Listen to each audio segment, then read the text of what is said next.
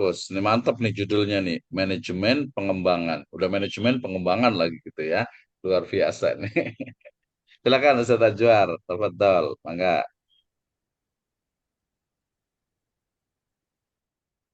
Baik Ustadz, Bismillahirrahmanirrahim. Assalamualaikum warahmatullahi wabarakatuh.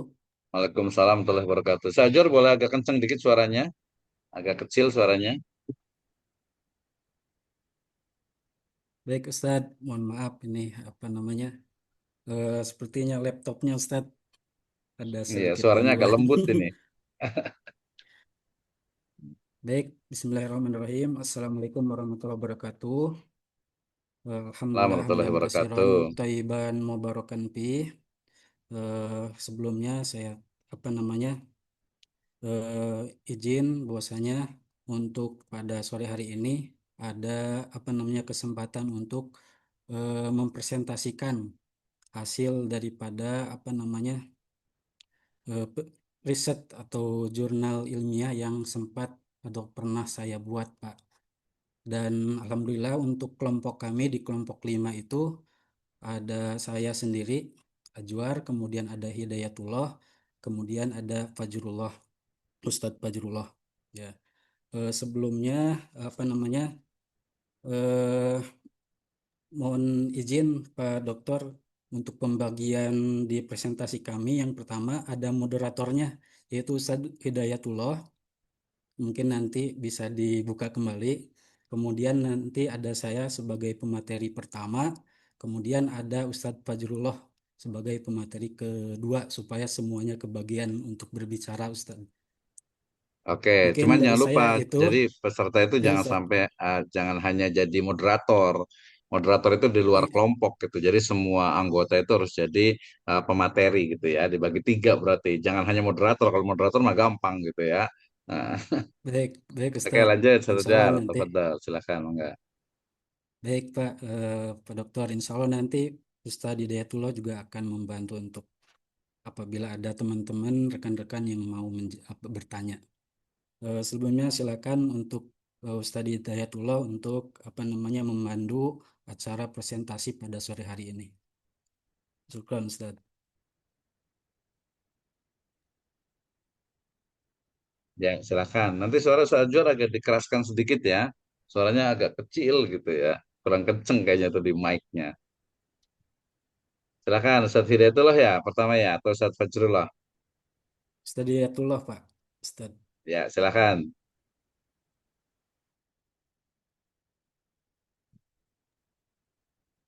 Belum Om kayaknya. Mana dia?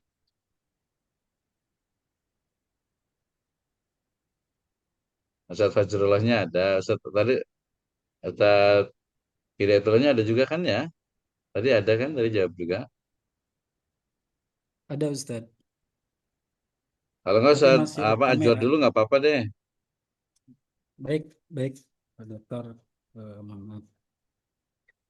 Baik, Bismillahirrahmanirrahim. Sebelumnya, pertama-tama perkenalkan nama saya Ajwar, Pak Dokter. Eh, Alhamdulillah, saya bertugas di Sekolah Tahfidz Kejuruan Irman Sopran yang berada di Anyer, Banten, Pak Dokter. Sekalian Mhm. juga saya izin untuk promosi sebentar terkait dengan sekolah saya ini. Kebetulan eh, sekolah saya ini berada di Anyer, Banten, 15 menit. Kalau jalan kaki dari Pantai Anyer itu langsung sampai kalau jalan kaki. Kebetulan berdiri dari tahun 2022, Pak Dokter. Itu Mhm. apa namanya? Sampai saat ini di sekolah kami itu ada 3 program, Pak Dokter. Yang pertama adalah program pendidikan 1 tahun. Jadi program pendidikan 1 tahun ini yaitu diikuti bagi siapa saja yang sudah lulus SMK mau melanjutkan pendidikan 1 tahun di STK. Jadi selain daripada belajar tahfidz Al-Quran, santri program 1 tahun ini dibekali dengan keterampilan vokasi. Kalau selama 1 tahun ini ada 8 sertifikasi keterampilan yang diberikan, dimulai dari K3, welder, wali inspektor, NDT, kemudian ada apa namanya pompa industri dan yang lain sebagainya, termasuk juga multimedia. Itu program yang pertama, itu sudah berjalan hampir 4 tahun dan sekarang sudah ada empat apa namanya angkatan, Pak Dokter. Alhamdulillah Oke. sudah meluluskan 4 angkatan. Kemudian program yang kedua ada program setingkat SMK baru berjalan 2 tahun. Sekarang Mhm. sudah mulai baru ada 2 angkatan, baru ada Mhm. 2 angkatan hampir sama. Selain daripada apa namanya belajar tahfidz Al-Quran di SMK kami juga ada program kejuruannya secara formalnya yaitu kejuruan apa namanya elektronika industri, dan untuk legal Mhm. formalnya ijazah kami itu menginduk ke sekolah pembangunan yang ada di Cilegon. Jadi kami Mhm. tidak di apa namanya tidak disibukkan untuk mengurus administrasi, tetapi hanya saja apa namanya untuk pembelajaran itu berada di sekolah kami di Sekolah Tabib Kejuruan Irman Sopran. Itu yang apa namanya program setingkat SMK. Baru ada 2 angkatan, Pak Dokter. Apa Hmm. namanya? Baru Oke. ada dua angkatan. Selain tahfidz, kemudian ada pembelajaran umum diniyah sama apa namanya ciri khasnya ada pembelajaran kejuruan. Kalau formalnya ada jurusan elektronika industri, kalau tambahannya kejuruannya ada juga diberikan keterampilan multimedia. Mhm. Kemudian ada keterampilan juga K3-nya. Kemudian ada Mhm. keterampilan weldingnya yaitu pengelasan. Sehingga nanti harapannya ketika sudah lulus bukan hanya hafal Al-Quran tetapi juga punya keterampilan. Dan alhamdulillah sudah berjalan ada 2 angkatan. Sekarang sudah membuka angkatan yang baru, ya, angkatan yang Hmm. ketiga itu. Kemudian program yang ketiga itu ada program KWNQ, program pendidikan 3 bulan, Pak Dokter, Mhm. buat untuk lulusan yang sudah lulus SMK yang mau persiapan berkarir di dunia industri, maka kami siapkan Mhm. program KWNQ ini 3 bulan. KWNQ itu adalah singkatan, Pak Dokter. K-nya adalah Hmm. K3, itu nanti dibekalin sertifikasi K3. Kemudian ada welding inspektor, welder, pengelasan, sama NDT, plus ditambah pembelajaran Al-Quran. Jadi disingkat KWNQ. Alhamdulillah Hmm. sudah berjalan 3 angkatan Hmm. selama program 3 bulan ini. Dan saya dapetin ketika apa namanya peserta yang ikut di KWNQ ini, apa namanya rata-rata kan sudah lulusan SMK, Pak Dokter. Mhm. Hanya saja ketika saya apa namanya adakan pembelajaran Al-Quran, ternyata masih ada lulusan SMK yang belum bisa baca Al-Quran. Hmm. Itu sedikit apa namanya Nggak eh, banyak sih, pem- bukan sedikit itu mah. Saya promosi, belum belum Pak Dokter. Mas. Jadi kayaknya nanti Ustadz Ajur sendiri aja nggak apa-apa sih. Jadi yang di Banten itu, jadi Itu mata kuliah ini kan sebenarnya dua ya. Maksudnya itu ya Pak pertama Dokter. itu adalah mahasiswa itu dilatih untuk mendeskripsikan kurikulum PAI di setiap atau di masing-masing level pembelajaran SD, SMP, SMA, SMK tadi kan ya. Ya, Atau mungkin iya, MI, MTS, aliyah atau madrasah aliyah, kejuruan dan lain sebagainya.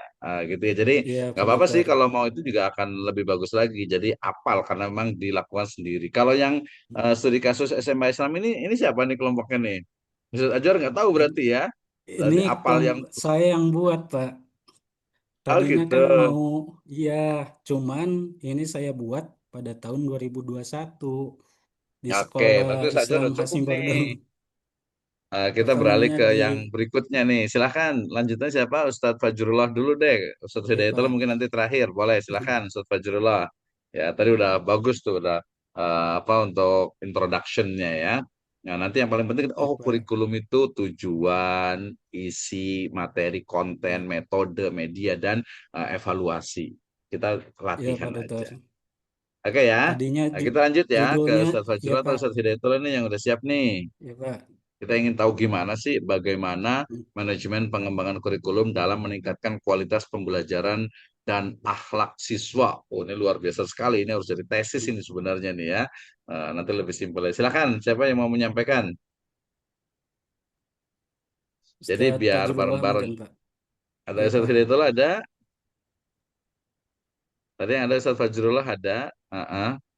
Jadi lagi-lagi ini untuk latihan aja ya, Oke Pak. untuk latihan agar terbiasa. Silakan Ustaz Fajrullah. Mangga.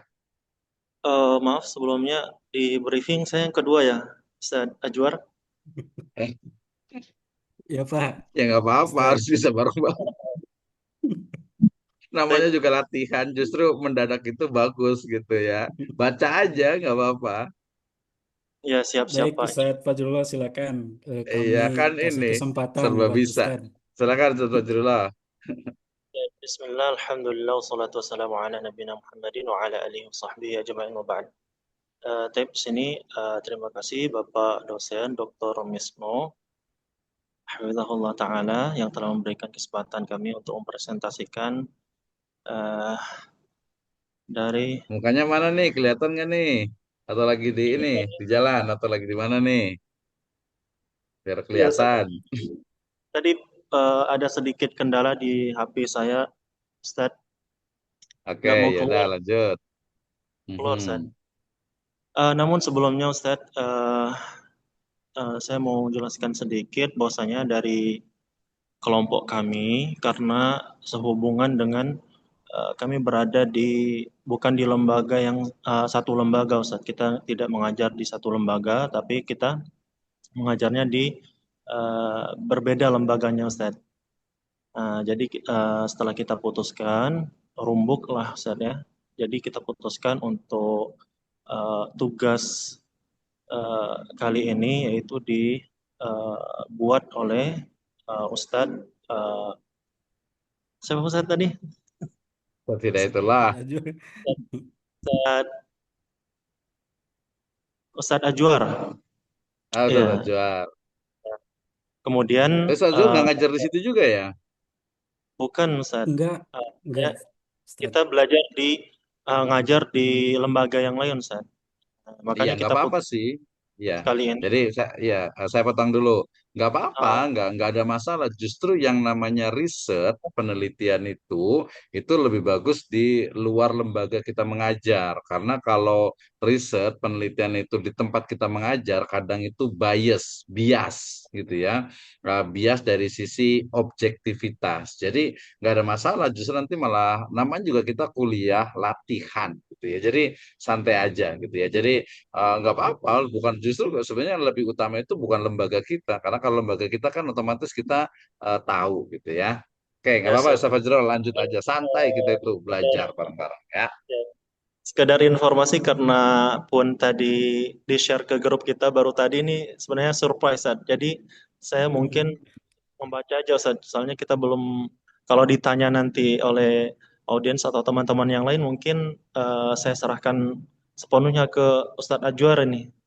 Izin Pak. Iya nggak apa-apa, tenang aja. Namanya juga kita latihan, santai aja. Ini kan ini pentingnya kebersamaan. Satu kelas itu kan saling menopang saat belajar datang gitu ya. Jadi nggak ada unsur. Saya kan bilang dari awal tuh ya nggak ada unsur untuk apa menjatuhkan atau bertanya yang apa aneh-aneh itu nggak ada gitu. Jadi semuanya kita sama-sama satu kelas ini belajar, kita masuk bareng nanti insya Allah tesis bareng sampai wisuda bareng nih harusnya nih, insya Allah ya. Take it Ya, easy, saya Fadlullah. Atau saya kalau saya mulai. Hidayatullah dulu, silakan. Ustadz Hidayatullah Pak, saya nih Pak.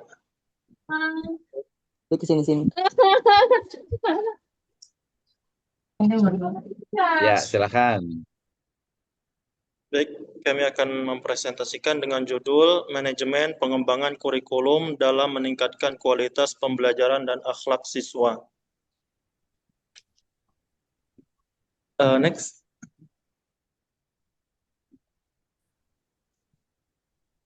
Berikutnya, Syekh.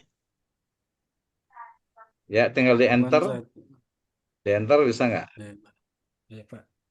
Sip, lanjut. Ini kita masuk ke pembahasan pertama yaitu pendahuluan. Yang pertama yaitu pentingnya manajemen kurikulum, upaya sistematis dan terorganisir untuk tujuan pendidikan. Kemudian berikutnya memastikan proses belajar efektif dan efisien.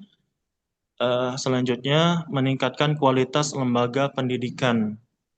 Kemudian peran kurikulum dalam pendidikan nasional. Yang pertama, fondasi dan kerangka kerja sistem pendidikan nasional. Kemudian yang kedua, pedoman utama bagi semua pihak, yaitu dalam Undang-Undang Nomor 20/2003.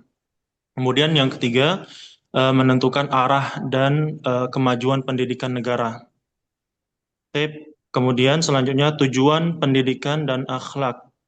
Yang pertama, membentuk manusia beriman, bertakwa, dan berakhlak mulia. Kemudian yang kedua, sesuai dengan Undang-Undang Dasar 1945, Pancasila, Undang-Undang Nomor 20/2003. Kemudian yang ketiga, berilmu, cakap, kreatif, mandiri, dan bertanggung jawab.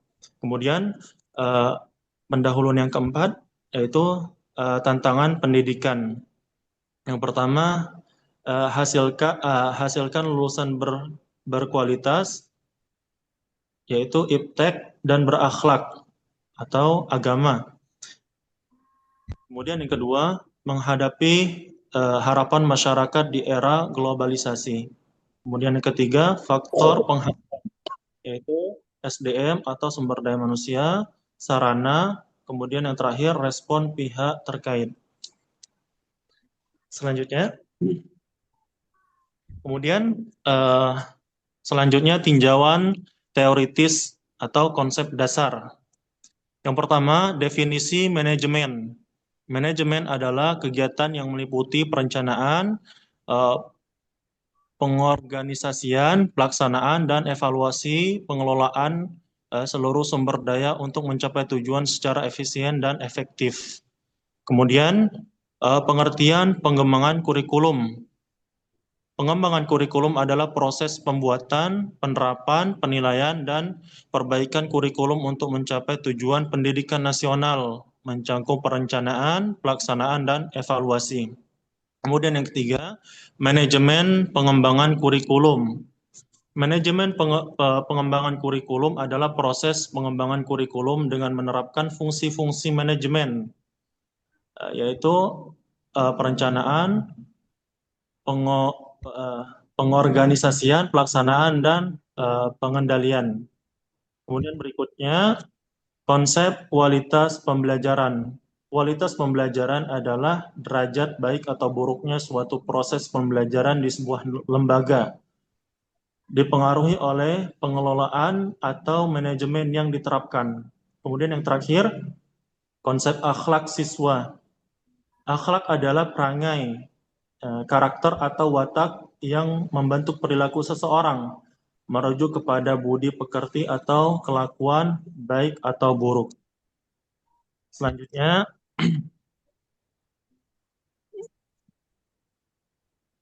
mode penelitian.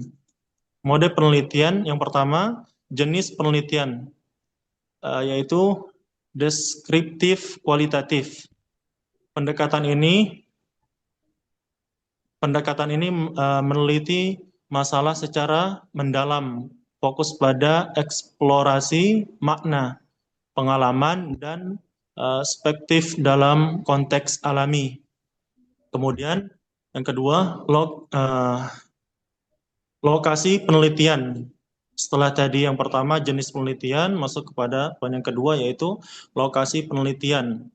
Yaitu lokasi penelitian kita ada di SMA Islam Hasmi Boarding School Putra Sukamantri, Bogor. Tab selanjutnya yaitu instrumen pengumpulan data. Yang pertama, observasi, yaitu pengamatan dan studi lapangan terhadap pihak terkait di lokasi penelitian. Kemudian yang kedua, wawancara langsung dengan guru, siswa, dan kepala madrasah. Hasilnya tercatat dan dianalisis. Kemudian yang ketiga yaitu instrumen yang ketiga yaitu dokumentasi. yaitu pengambilan data dari sebagian dokumen relevan, rekaman, dan bahan tertulis.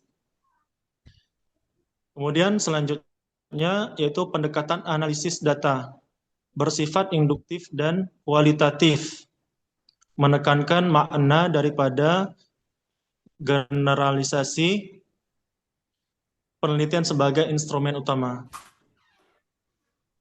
Oke, selanjutnya manajemen pengembangan kurikulum di SMA Islam Hasmi. Yaitu yang pertama, kurikulum digunakan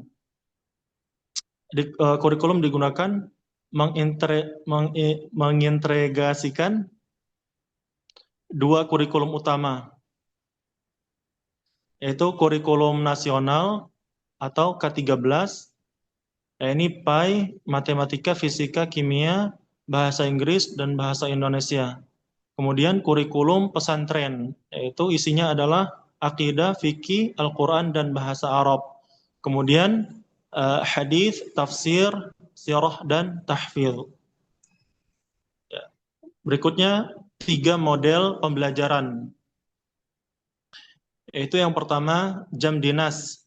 Di sini jam dinasnya dari jam 7.30 sampai jam 14.30 waktu Indonesia Barat. Yaitu mapel nasional dan kema'hadan di kelas. Kemudian poin yang kedua yaitu mapel kema'hadan khusus, yaitu ada di sini ada tahsin, tahfidz, dan hadis, tahsin, tahfidz, hadis di masjid.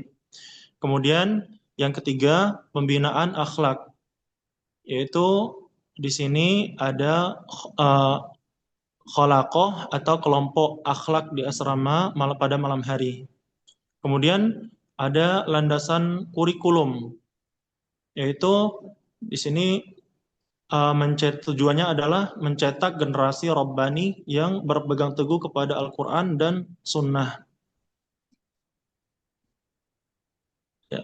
Kemudian di sini terdiri dari ada 5 poin ya. Yang pertama, regulasi pemerintah tidak bertentangan dengan Al-Quran dan Sunnah. Kemudian visi sekolah. Kemudian nilai agama, Al-Quran dan Sunnah. Kemudian Pancasila. Yang terakhir, Undang-Undang Dasar 1945. Selanjutnya.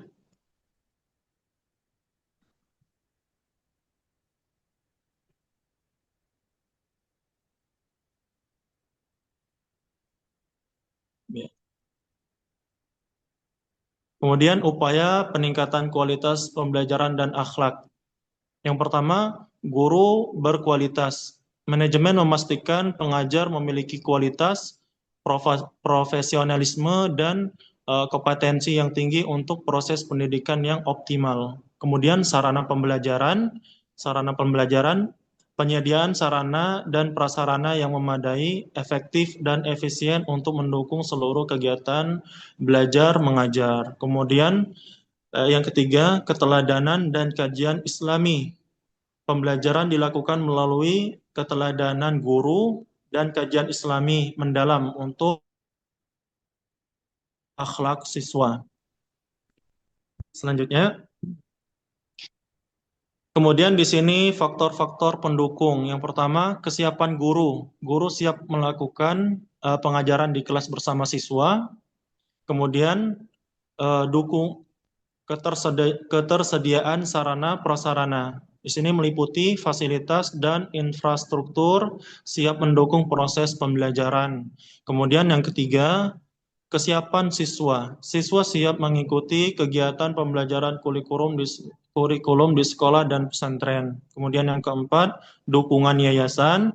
Yayasan memberikan arahan, motivasi, dan merealisasikan kebutuhan sekolah. Kemudian yang kelima, kerjasama orang tua. Orang tua mendukung kegiatan siswa dan mampu bekerja sama. Kemudian yang terakhir, dukungan dinas terkait. Dinas terkait memberikan izin operasional, kerjasama, dan dukungan.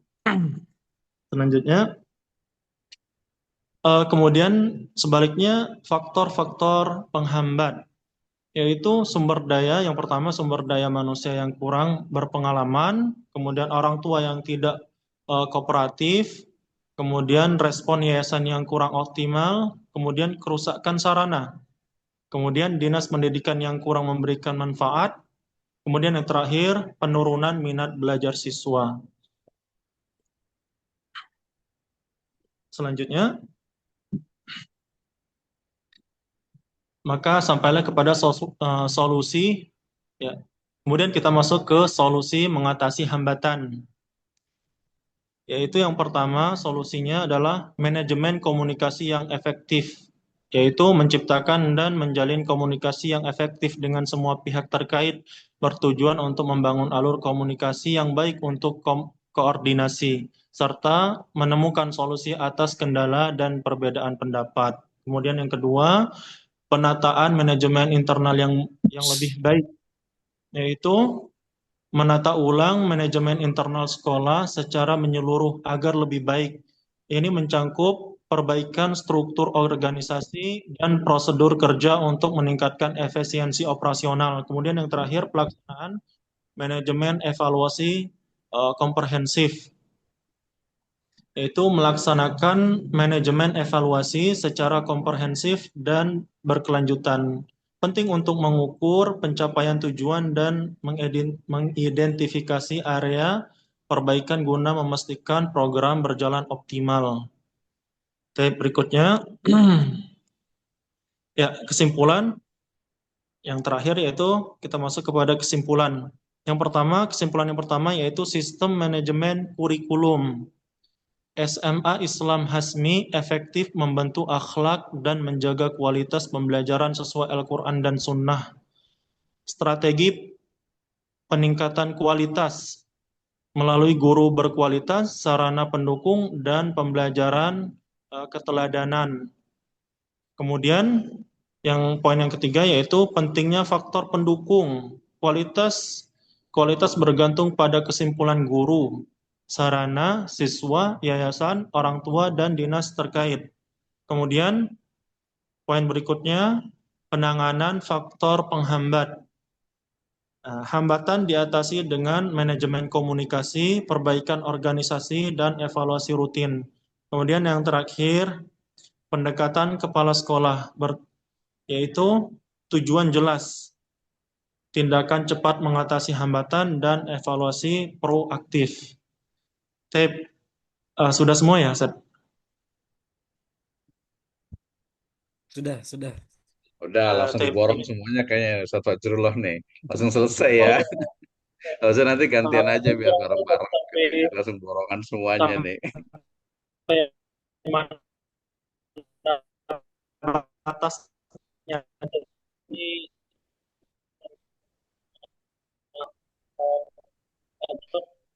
Ustaz Ajwar ini, Afwan. Ya, nggak apa-apa, apa namanya, alhamdulillah ya. Terima kasih ya, banyak. Nah, jazakallah khairan untuk Ustaz Fajrullah ya, dengan Ustaz Ajwar juga. Ya, namanya tim itu memang tadi, tim building, teamwork gitu ya. Kita itu teamwork, kita itu super tim, bukan superman gitu ya.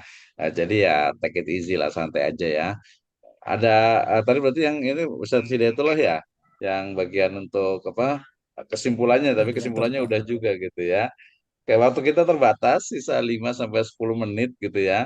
Tapi nanti kalau yang sudah adzan yang mau ini juga boleh, nggak apa-apa lah ya.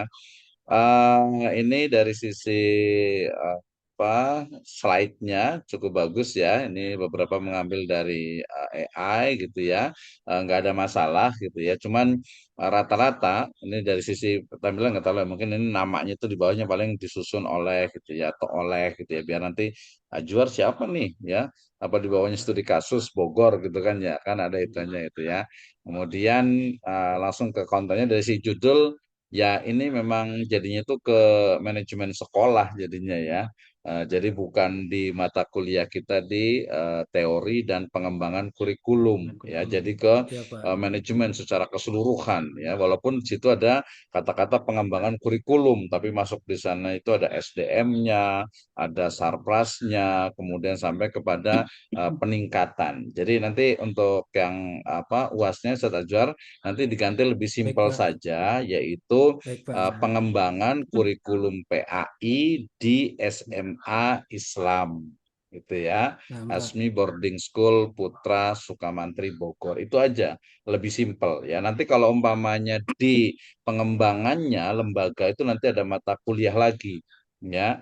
Nanti di metode secara spesifik juga juga ada, evaluasi pembelajaran juga ada, kemudian juga kepemimpinan termasuk juga tadi isu-isu kontemporer tentang kebijakan pendidikan Islam misalnya itu juga ada. Jadi kalau di mata kuliah kita ini fokus kepada pengembangan kurikulum ya PAI. Nah, nanti lebih spesifik dari PAI itu bisa diambil satu mata pelajaran saja. Gitu ya, misalnya tadi kalau karena ini SMA berarti ya PAI-nya saja hanya Ya, satu Pak. mata kuliah gitu ya. Nanti kalau mau fokus ke yang tadi kemahadannya juga boleh sebenarnya misalnya tafsirnya saja atau mungkin tadi fikihnya saja atau mungkin tadi siroknya atau SKI-nya saja juga boleh lebih spesifik. Jadi bagaimana nomor satunya adalah implementasi ya kurikulumnya. Jadi kurikulumnya dulu secara dokumen itu seperti apa, kemudian implementasinya seperti apa, setelah tahu baru nanti dikembangkan. Ya, perkara hasil kita tidak hanya melihat dari hasil, yang penting ini adalah untuk belajar. Ya, bisa silaturahmi ya. Bisa ziarah ke sana ngobrol, oh saya mahasiswa S2 nih di Sirajul Falah ada inilah challenge lah gitu mini project sambil diskusi ngobrol. Kenapa? Yang paling penting itu adalah learning experience, pengalaman belajar kita di S2 ini gitu ya.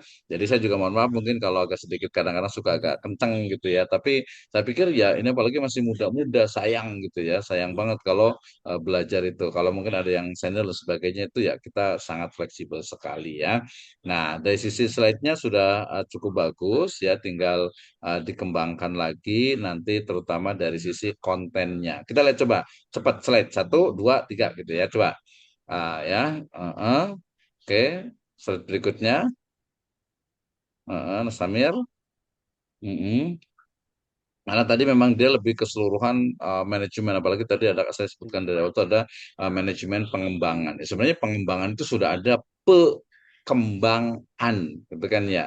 Pekembangan itu di sini pasti ada pe-nya itu adalah proses mengembangkan. Itu dari itu manajemen. Bisa nggak lebih cepat? Nah, ini udah cukup bagus gitu, cuman ini kayak apa? Nah, ini jadi kayak tesis jadinya gitu ya, lebih spesifik. Nah, ini sama dalam penulisan antitesis, termasuk juga mungkin dulu itu deskripsi di jurnal juga. Jadi wawancara gitu, nggak usah kita sebutkan lagi, langsung dengan guru siswa dan kepala madrasah hasil dicatat dianalisis, nggak usah seperti itu, langsung saja wawancara dengan Ustadz Fulan, Ustadz Alan gitu ya, kepala madrasah, langsung kapan, di mana gitu ya. Nah, itu dokumentasi juga langsung apa sih dokumen apa yang digunakan dalam penelitian ya. Tapi kalau di tugas yang di mata kuliah saya sebenarnya nggak sampai detail seperti itu karena nanti itu di tesis saja gitu ya.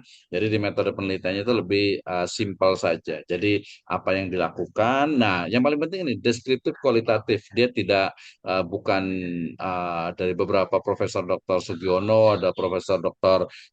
Suharsimi Arikunto dalam banyak buku-buku tentang metode penelitian. Deskriptif kualitatif itu sudah dihilangkan. Ya, jadi nanti kalau mau itu adalah naratif stadis, tapi lebih tepatnya metode yang digunakan dalam mata kuliah ini adalah policies atau evaluation research ya. Jadi riset atau penelitian evaluasi atau evaluasi pengembangan development ya R&D research and development. Nah, itu ya. Jadi bukan deskriptif kualitatif. Kalau deskriptif kualitatif itu pertama istilah ini sudah tidak digunakan lagi. Ya, kalaupun hanya mendeskripsikan itu hanya levelnya S1 saja. Setelah mendeskripsikan di tadi yang pertama implementasi kurikulum PAI itu deskripsi ya. Setelah itu what's next-nya how to develop, bagaimana mengembangkan. Ya, itu harapannya. Kalau saya bilang ya mungkin idealnya Ya, Pak. seperti itu ya. Ini juga sama gitu ya. Jadi ini jadi banyak banget ada gurunya di SDM-nya gitu. Padahal ya sarananya, kemudian keteladanan, ke konten gitu ya. Ini kita lebih spesifik saja ke satu mata pelajaran ya ke PAI-nya atau mungkin tadi khusus yang ke satu mata pelajaran di kemahadannya itu lebih spesifik. Terus lanjut slide berikutnya. Berikutnya kita lihat, ya kalau ini kan udah cukup bagus. Nah ini faktor pendukung penghambat ini sebenarnya kalau pakai menggunakan analisis evaluasinya nanti pakai analisis SWOT ya. Kadang itu bisa juga pakai Kirkpatrick, kadang juga bisa pakai CIPP ya, atau mungkin juga pakai PPEPP. Itu teori-teori tentang evaluasi manajemen atau evaluasi program manajemen. Saya mau tunjukkannya ada buku bagus nih. Ya, ini ada soft copy-nya, ini yang dari Pak Dr. Hasan Bisri ya. Jadi program evaluation. Ini tebel banget tuh ya. Ini program evaluasi itu. Nah, di level kita S2 itu ini harusnya itu. Jadi evaluasi program. Kalau ini evaluasi program, kalau mata kuliah itu adalah evaluasi dari kurikulum. Kita evaluasi, setelah dievaluasi baru baru dikembangkan. PPEPP gitu ya. Jadi ada perencanaan, kemudian pelaksanaan, kemudian evaluasi, ya nanti ada controlling sampai kepada peningkatan ya feedbacknya. Itu teori-teori tentang manajemen. Nah, udah lebih 2 menit nih kan.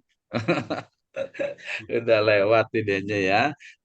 Oke, jadi ya nggak apa-apa sih ya, namanya kuliah kita, namanya juga belajar. Sekali lagi jangan dijadikan beban, jangan dijadikan sebagai sesuatu yang memberatkan, tugas dan sebagainya itu sebenarnya hanya untuk melatih saja. Nanti insya Allah kalau S2 ini kan cepat sekali ya, hanya 1 tahun 8 bulan.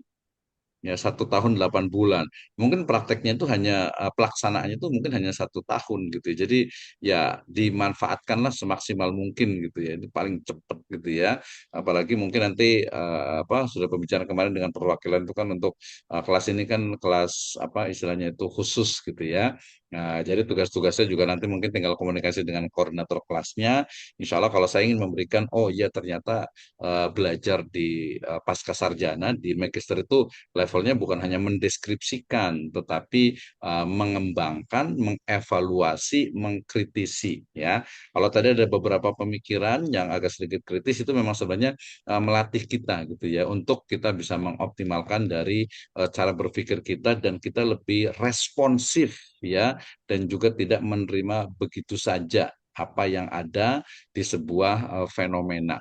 Sama lah mungkin ya kalau kita kita sekarang bicara tentang kemarin banjir di Sumatera gitu kan ya. Kita kan tidak hanya percaya dengan media gitu ya, tidak hanya juga hanya katanya, tapi seperti apa sih sebenarnya? Karena kita mungkin nggak ke sana, karena kita nggak tahu, jadi kita perlu lebih bijak dalam menyikapinya. Nah, demikian juga dalam hal tadi kurikulum. Sebenarnya menarik tadi tuh kalau SMA kita bedah terkait dengan beberapa statement terkait dengan kurikulum nasional. Salah satu dari komponen utama dari kurikulum tadi adalah tujuan.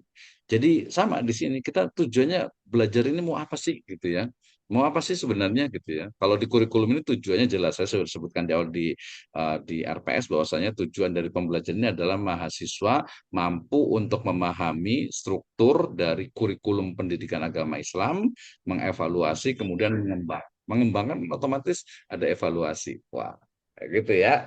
Udah lewat 5 menit nih ya. Udah adzan belum di situ? Ustaz Jamaluddin? Di Cianjur udah Pak, udah maghrib. Udah maghrib ya, di sini belum Ya. adzan. Oke, itu masukan dari saya. Terakhir dari saya adalah intinya kita tuh terus belajar, keep studying, tetap semangat ya, never give up, karena tugas kita adalah untuk belajar, belajar dan belajar. Jangan malu untuk belajar, apalagi ini satu kelas gitu ya. Kita terus maju sama-sama. Kalau ada permasalahan, ada mungkin yang perlu didiskusikan, lupa saya kayaknya nggak bisa gitu ya. Ya, tinggal ngomong aja gitu ya. Tinggal ngomong aja, kita mengakomodir di sini ada Ustadz Robih yang paling semangat ini, Ustadz Dimas, Ustadz Ajwar, ya, Ibu Romlah juga, Pak Jamaludin luar biasa nomor 1 nih, Pak Jamaludin bisa langsung on cam gitu ya. Ustadz Oki juga ya, dan yang lainnya. Oke, langsung ya, udah 2 kelompok langsung sudah tampil, luar biasa sekali ya. Baik, insya Allah kita lanjutkan di pertemuan yang akan datang. Oh iya, saya kembalikan ke tadi ada ini ya, Ustadz siapa tadi itu, Ustadz Ajwar ya, yang membuka, dan silakan untuk menutupnya. Wallahu a'lam bishawab. Baik, terima kasih Pak Dokter. Alhamdulillah, terima kasih atas masukan dan nasihatnya. Mudah-mudahan kami semua bisa lebih apa namanya mendapatkan manfaat dari apa yang telah Pak Dokter sampaikan, dan mudah-mudahan kita semua bisa lebih memperbaiki diri lagi untuk bisa memberikan materi yang lebih bermanfaat lagi, terkhusus dari materi saya yang tadi saya sampaikan, Pak Dokter. Dan sebelumnya saya juga mau mengucapkan terima kasih buat Bu Eli yang sebenarnya kelompok kami belum siap untuk presentasi Pak Dokter tadinya. Makanya materi yang ditampilkan itu adalah materi lama yang dulu pernah saya buat, dan slide-nya juga itu dibantu sama Bu Eli. Tadinya judulnya mau saya sampaikan terkait dengan implementasi pengembangan kurikulum pembelajaran doa dan azkar referensi kitab Hisnul Muslim di STKIS. Hanya saja belum apa waktunya belum siap. Itu saja mungkin Pak Dokter. Kami ucapkan sekali lagi terima kasih buat Pak Dokter dan juga rekan-rekan semua. Berhubung waktu sudah maghrib, maka dari itu eh, kami saya pribadi cukupkan. Mari kita cukupkan eh, pertemuan kita pada sore hari ini dengan membacakan kifaratul majelis. Subhanakallahumma wa bihamdika asyhadu an la ilaha Ya, illa anta asyhadu an la astaghfiruka wa ilaha atubu ilaik. illallah, Terima kasih Pak astaghfiruka wa Dokter. atubu ilaik. Baik. Waalaikumsalam warahmatullahi wabarakatuh. Baik, terima kasih. Terima kasih untuk semuanya ya. Insya Allah kita lanjutkan di pertemuan yang akan datang. Terima kasih. Syukron, Pak Ustadz, Pak Dokter. Ya, Pak. Nah, dokter. Semangat, semangat ya. Ya, sehat selalu semuanya. Terima kasih. Nanti kita lanjut next ya. Sabtu depan nanti kita tunggu dari pengumuman resmi ya, karena kan Kamis itu kan tanggal merah ya 25, kemudian Jumat juga tanggal 25 tuh. Kalau saya sih nggak ada masalah, belajar mah hayu aja lah gitu ya. Biar cepat selesai ya Sejamaluddin ya. Oke, terima kasih semuanya. Silakan kalau yang mau langsung sholat.